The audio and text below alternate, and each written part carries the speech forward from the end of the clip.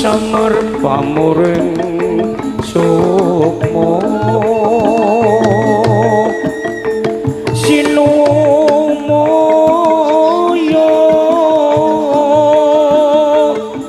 winayo ing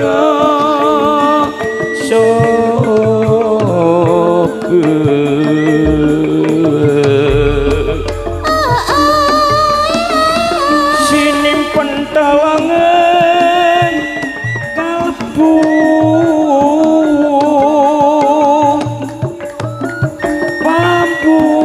pambukaning warana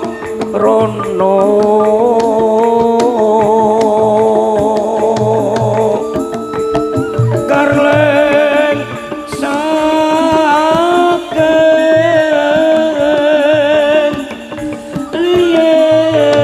liap ing alayu pindho pecah ing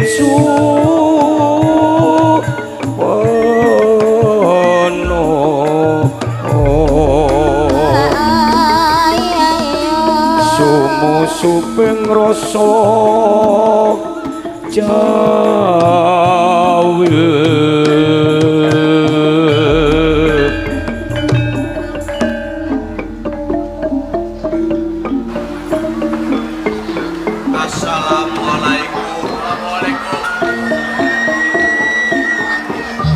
Assalamualaikum. Ya ini monggo pamit karya ini. Salam.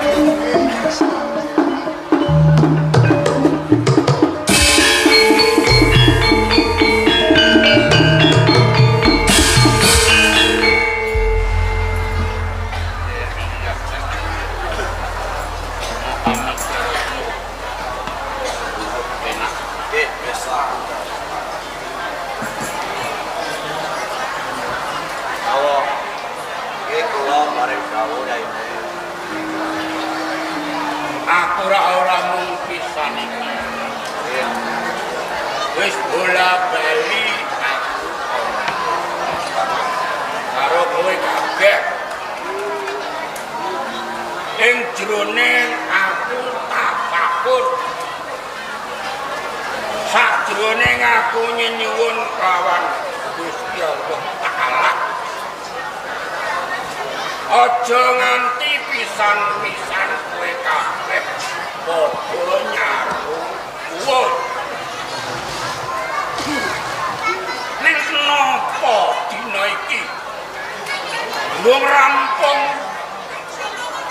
bentu tafakur lan aku durung entuk ilham saka ngarsa dalem Allah Subhanahu wa Ta'ala. Padha bareng-bareng apa arep demo apa piye? Boten. Ngeten lho, kaine. Perlu apa ora? Nggih. Estunipun enten perlune ngantos kula wantun garake kan yaine lontang. Banjur wigatine apa? Ngeten lho yaine. Kula niku pireng kabar teng pasar. Pasar ngendi? Pasar Demak. Lah kula niku pireng kabar yen Guru Agung Siti Jenar iku sedo. Menika leres. Kok dadak kowe teko ngandhake lamun Guru Agung Siti Jenar. Nggih. Mongko jroning 3 dina kapungkur aku lagi suwar ing Makkah. Aku lagi kok saka Krendasa untuk ngandhaki kabersanan. Iku estu yaine. Menika leres malah kaporo kabar ingkang kula pireng menika Guru Agung Siti Jenar Sedo menika dados asu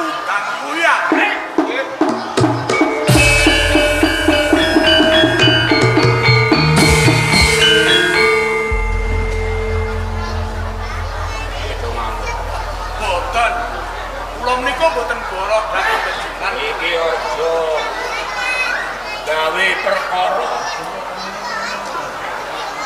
Mergo apa? Lemu kondo. Ilamun dinalar dicek.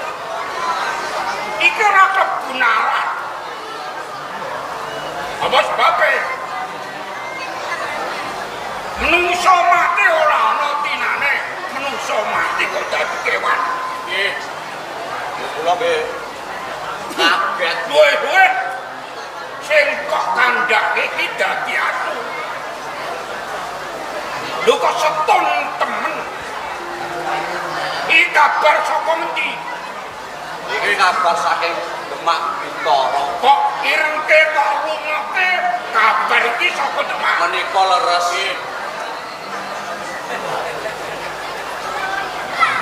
Saya yo ora. Ini yen kabar iki saka Demak. Nggih. Kowe aja do bali nang omahmu. Ajeng.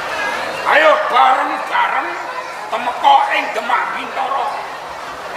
Nggih. Sing gawa arep ya digawa, sing duwe linggis ya digawa, sing duwe palu ya digawa.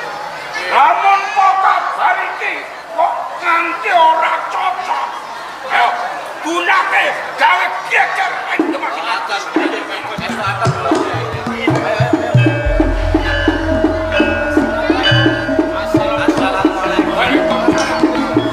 Bisa sesat jeneng kelama manas jenggo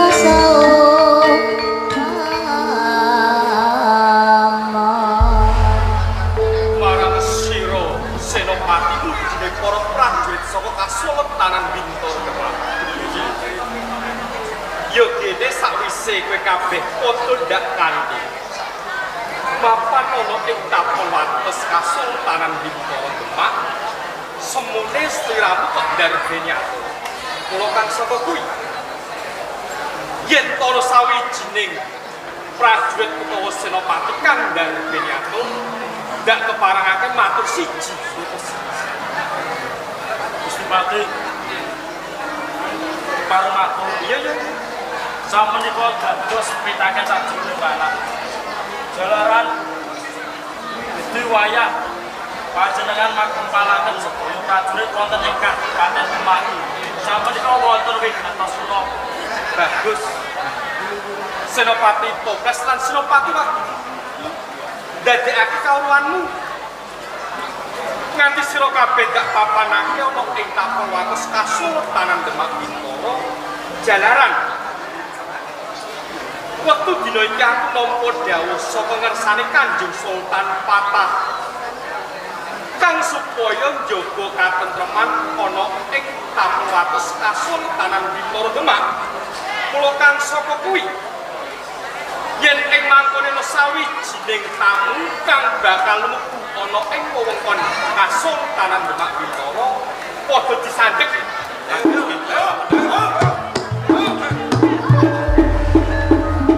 Assalamualaikum. Waalaikumsalam.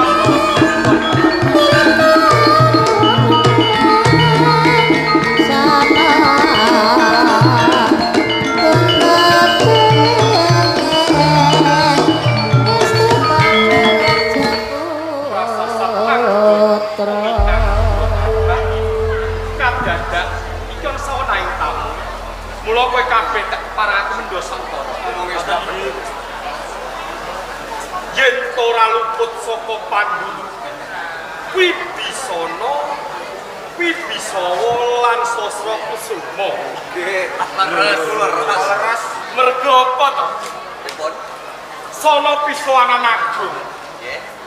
40 dina kang wis kapungkur. Aku lak sowan ana ing Kerdasawa Magbang. Nggih. Aku ketemu karo kowe. Nggih. Ayo boten lepat. Pate wono salah Bener. Kesep bagus. Mapan beneran. Ngene. Pripun? Wibisana lan kowe bisa. Nggih kula Kok ya njalur gunung. Kadingaren kowe nganti perangane santri saka Semarang tumapak ana ing tapel wates Kasultanan Bintara Demak.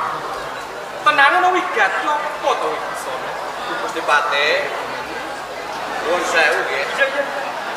Ngantos kula dumugi wonten ing tapel wates Kasultanan Demak Bintara, kula niku namung badhe nyocokake kabar. Sowanmu ana ing Kasultanan Demak Bintara bakal nyocokake kabar. Kabar apa to iki? Ngeten nggih Gusti Pati.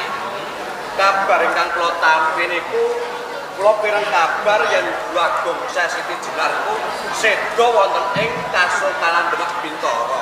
Niku leres napa mboten to Gusti Pati? Yen to perkara piwangsulan bab patine Gurumu Agung Siti Jenar, Nggih. kuwi dadi aku kan bakal paring piwangsulan nanging panjenengane Kanjeng Sultan. Nyuwun sewu Gusti Pati. Malah kaporo kabar ingkang kula pireng menika Iya. menawi Guru Agung Siti Jenar menika seda wonten ing Kasultanan Demak, nanging sing gawe dameling kaget sajroning manah kula menawi Siti Agung Jenar menika seda dados asu blang-blang menika leres napa mboten? Kene bisono lan bisono. Nggih kula Pitakonmu kawitan nganti pungkasan. Iki dede aku kan bakal paring piwangsulan nanging panjenengane Kanjeng Sultan Patah. Nanging yo sing gedhe pangampuramu. Krana wektu dina iki Kanjeng Sultan Patah ngutus marang aku lan sekabeh para prajurit kang supaya nyandhek sapa wae tamu kan bakal mukono ing Kasultanan Bintara Demak. Estunipun marang sinten kemawon boten dipun keparaske minggah wonten ing Kasultanan Demak Bintara. Nanging kula pengen mangertosi lho, niku leres napa boten? Kuwi bisana Nggih. iki kewajiban yen to nganti kowe mlebu ing Kasultanan Demak Bintara cilik aku bakal entuk gedene aku bakal nampa pidana. Iki nyuwun sewu Gusti Pati. Semanten ugi kula menika napa dawuh marang kersane Kilo Utang Semarang. oh Lontang Semarang. Nggih, menawi kula kaliyan ingkang kadang sedaya para murid wonten ing Semarang kersanipun minggah wonten ing Kasultanan Demak Bintara sang supaya nak-yenake menika leres napa mboten lho kok malah panjenengan kados ngaten to. Mergo apa to? Panjenengane Kanjeng Sultan Patah iki ora ngersakake sapa wae tamu kang bakal munggah ing Pendopo Agung Kasultanan Bintara Demak. Gusti Pati, Ya, menawi panjenengan nyandhek dhateng kula mboten napa-napa. Nanging menawi kula mboten dipun keparengake minggah wonten ing Kasultanan Demak Bintara, Demak badhe kula bakal